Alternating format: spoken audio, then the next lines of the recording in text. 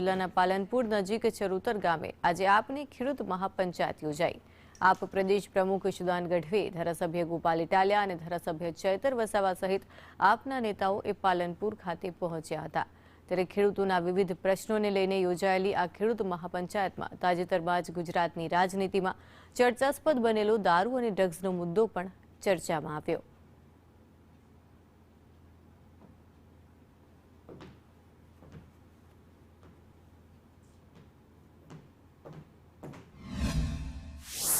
અહીં આવીને અમે અમારા જે મુદ્દાઓ છે, આપે જોયું હશે કે સમગ્ર ગુજરાતમાં કડદા પ્રથા ચાલે છે અને જે પણ ખેડૂત પોતાનો કાચો માલ લઈને માર્કેટ યાર્ડોમાં જાય છે, સરકારે જે ટેકાના ભાવો જાહેર કર્યા છે તે ખેડૂતને મળતા નથી અને એમાં કડદો થાય છે।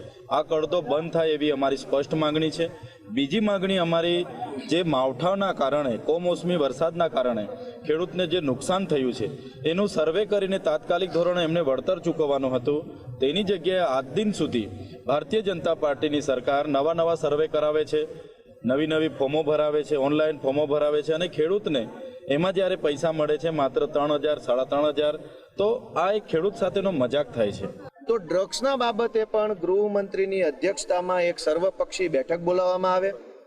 આ બેઠકમાં ડ્રગ્સ અને દારૂને લઈને કાયદામાં શું સુધારો વધારો કરવો, પોલીસ પ્રક્રિયામાં શું સુધારો વધારો કરવો, જેલ અને ન્યાયતંત્રમાં શું સુધારો વધારો કરવો, એની સર્વપક્ષીય મીટિંગ કરી આવતા ફેબ્રુઆરી સેશનની અંદર નવું બિલ લાવવામાં આવે અને એ બિલનો કાયદો બનાવી દે તો ગુજરાતમાંથી ડ્રગ્સનું દૂષણ નાબૂદ થઈ શકે એમ છે। ખેડૂતો ઉપર જે ગુજરાતમાં અત્યાચાર થઈ રહ્યા છે, ખેડૂતોને કડદાથી લઈ અને ભાવમાં લૂંટવામાં આવી રહ્યા છે, ખેડૂતો ઉપર જે લાઠીચાર્જ કરાવડાવ્યું ભાજપે, ખેડૂતોના ઘરમાં ઘૂસીને માતાબેન દીકરીઓને ખેડૂતોને મારવામાં આવ્યા, જેના વિરોધમાં આમ આદમી પાર્ટીએ 1 મહિના સુધી આ કેમ્પેન ચલાવવાનું નક્કી કર્યું હતું, જેના ભાગરૂપે અમે દ્વારકા જિલ્લામાં કિસાન મહાપંચાયત કરી છે, અમે ગીર સોમનાથમાં કિસાન મહાપંચાયત કરી છે, આણંદમાં કરી છે, આજે બનાસકાંઠામાં પણ કરી છે અને ખેડૂતોના જે 10 માંગણીઓ છે એ માંગણીઓને લઈને અમે નીકળ્યા છીએ।